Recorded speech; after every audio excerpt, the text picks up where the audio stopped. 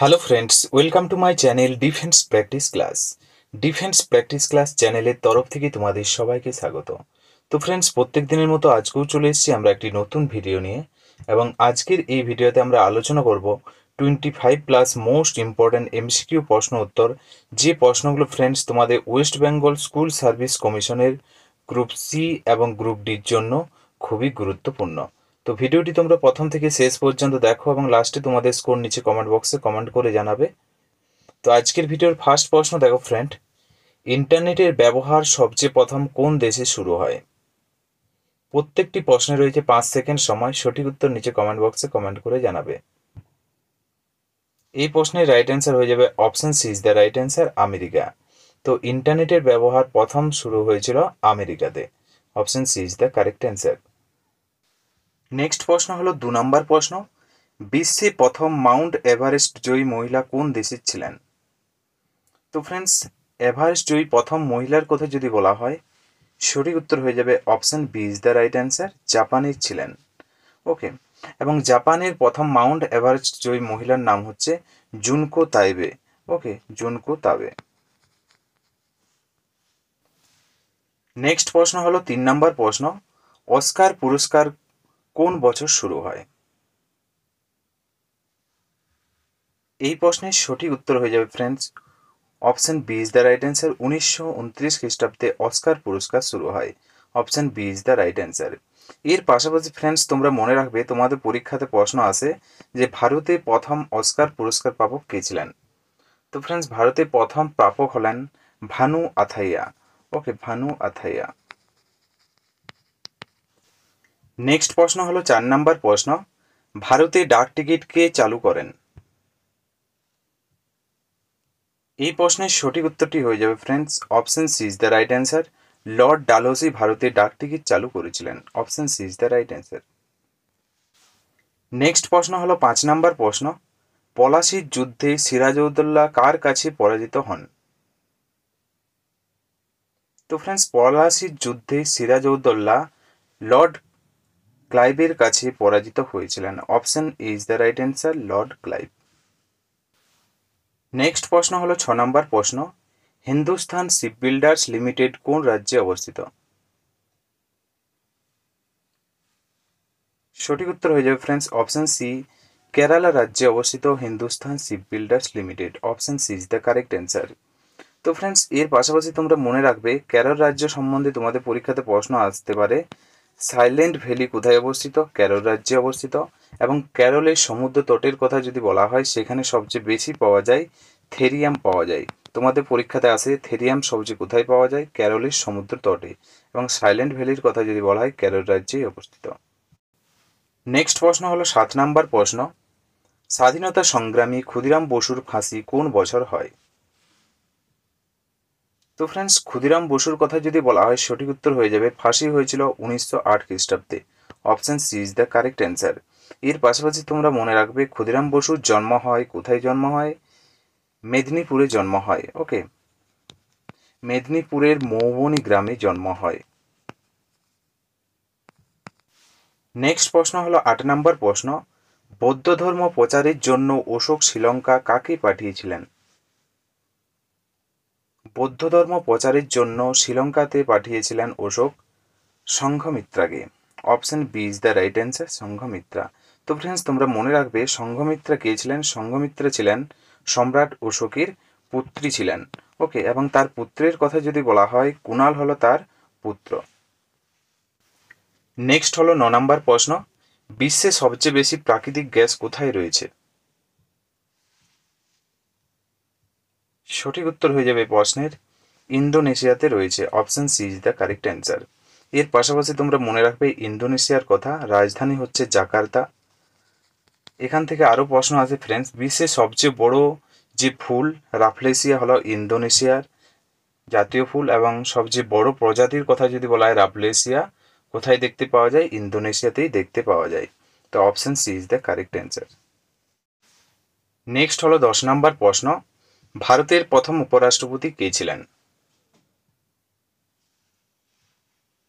সঠিক উত্তর হয়ে যাবে friends option B is the right answer, doctor S Radhakrishna ছিল ভারতের প্রথম উপরাষ্ট্রপতি, এবং তিনি এক দার্শনিক ছিলেন, এবং 5ই সেপ্টেম্বরের কথা যদি বলা হয় তার জন্মদিনে শিক্ষক দিবস হিসাবে পালন করা হয়। নেক্সট হচ্ছে 11 নম্বর প্রশ্ন, পৃথিবীতে প্রথম জীব উৎপত্তি কোথায় হয়? 4টি অপশন দেওয়া আছে ফ্রেন্ডস, সমুদ্রে, বায়ুতে, মাটিতে, আকাশে। সঠিক উত্তর হয়ে যাবে সমুদ্রে। Option A is the right answer. পৃথিবীতে প্রথম জীবের উৎপত্তি হয়েছিল সমুদ্রে। Option A is the correct answer. Next প্রশ্ন হলো 12 নম্বর প্রশ্ন, ভারতে প্রথম এমার্জেন্সি কবে লাগু হয়? ভারতে প্রথম এমার্জেন্সির কথা বলা হয়েছে, সঠিক উত্তর হয়ে যাবে friends option C is the correct answer. 1962 খ্রিস্টাব্দে এমার্জেন্সি লাগু হয় ভারতে। এর পাশাপাশি যদি বলা হয় ফ্রেন্ডস, তোমাদের পরীক্ষাতে আসতে পারে 1953 খ্রিস্টাব্দে অন্ধ্রপ্রদেশ রাজ্য গঠন হয়।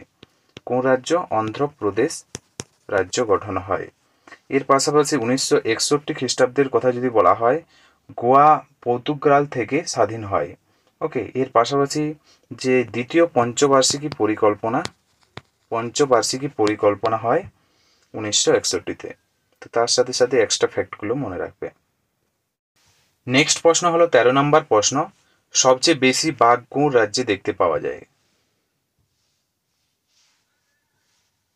সঠিক উত্তর হয়ে যাবে অপশন সি, মধ্যপ্রদেশ রাজ্যে সবচেয়ে বেশি বাঘ দেখতে পাওয়া যায়।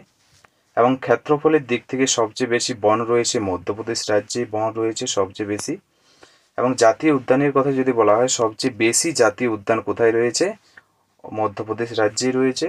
এবং এখান থেকে আরও প্রশ্ন আসতে পারে ফ্রেন্ডস, সোয়াবিন সবচেয়ে বেশি উৎপাদন হয় মধ্যপ্রদেশ রাজ্যে। নেক্সট হলো 14 নম্বর প্রশ্ন, কোন রাজ্যের জনসংখ্যা সবচেয়ে কম?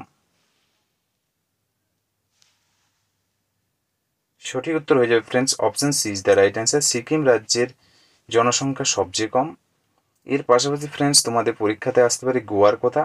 গোয়া ক্ষেত্রফলের দিক থেকে সবচেয়ে ছোট্ট রাজ্য হলো গোয়া। ক্ষেত্রফলের দিক থেকে সবচেয়ে ছোট্ট রাজ্য হলো গোয়া। এর পাশাপাশি সবচেয়ে বড় রাজ্যের কথা যদি বলা হয় ফ্রেন্ডস, ক্ষেত্রফলের দিক থেকে সেটি হচ্ছে রাজস্থান। নেক্সট হলো 15 নম্বর প্রশ্ন, প্রথমবার টেলিভিশন প্রসারণ হয় কবে?